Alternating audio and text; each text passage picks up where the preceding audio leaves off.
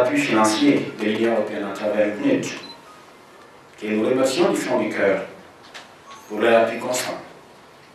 5 centres d'éducation civique et électorale animés par 25 jeunes sous ma coordination sont de nos fonctionnels dans la zone spéciale de Conakry. Mesdames et messieurs, chers collaborateurs, le choix de la démocratie comme mode de gouvernance repose essentiellement sur la participation active des citoyens à la vie de la nation à travers le plein exercice de leurs droits et responsabilités. En d'autres termes, les citoyens bien informés et bien formés forgent toujours des bons dirigeants au service de l'état de droit véritable. C'est pourquoi les centres de Conakry, pour les raisons spécifiques à Conakry,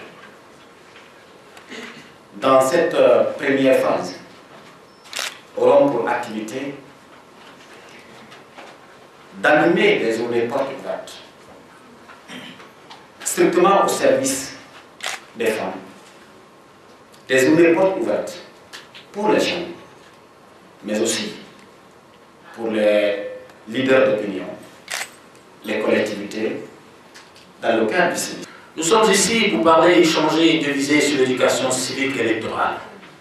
Pour AFS, le civisme et l'éducation sont deux variables égales d'un binôme de l'espérance de démocratie participative. La gouvernance démocratique est un tout et civisme et élection en sont certains des leviers. Et il arrive des moments de dilemme dans la gestion d'une espérance de gestion de la gouvernance démocratique. Alors, si nous parlions par exemple des élections locales à venir, à quoi servirait-il d'avoir des élections bien organisées, dans un climat apaisé, si le principal rôle des conseils d'élus est de se morfondre, quasi impuissants, devant des entités territoriales dont l'un des seuls et les principaux indicateurs, peut-être pas les seuls, mais les principaux indicateurs, s'avérerait être l'incapacité de résoudre l'épineuses question de l'insalubrité.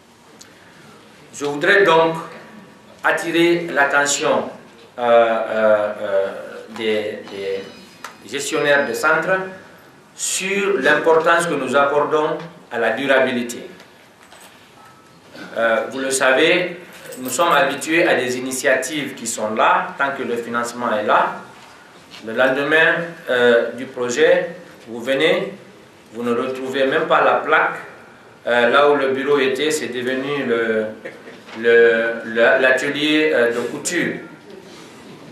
Et ce n'est pas cela que nous visons cette fois-ci.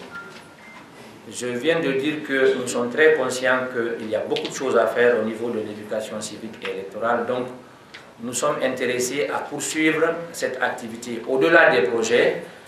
Et donc, nous mettons l'expertise du programme d'appui au cycle électoral à la disposition des CECE et de la société civile pour définir une stratégie de durabilité avant la fin des projets pour que les centres fonctionnent entre deux échéances électorales. Pour mieux comprendre l'enjeu de la citoyenneté, il faut donc partir du principe qu'on ne saurait réduire le système démocratique à des simples jeux d'institutions, étatiques, politiques ou sociales.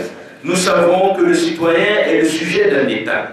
Il a des droits dont il jouit et des obligations dont il s'acquitte, notamment vis-à-vis de la société, mais aussi vis-à-vis de l'État. Respecter le bien public, payer ses impôts, respecter la liberté de l'autre et agir dans le cadre d'un droit qui est collectivement admis, notamment à travers la représentation nationale.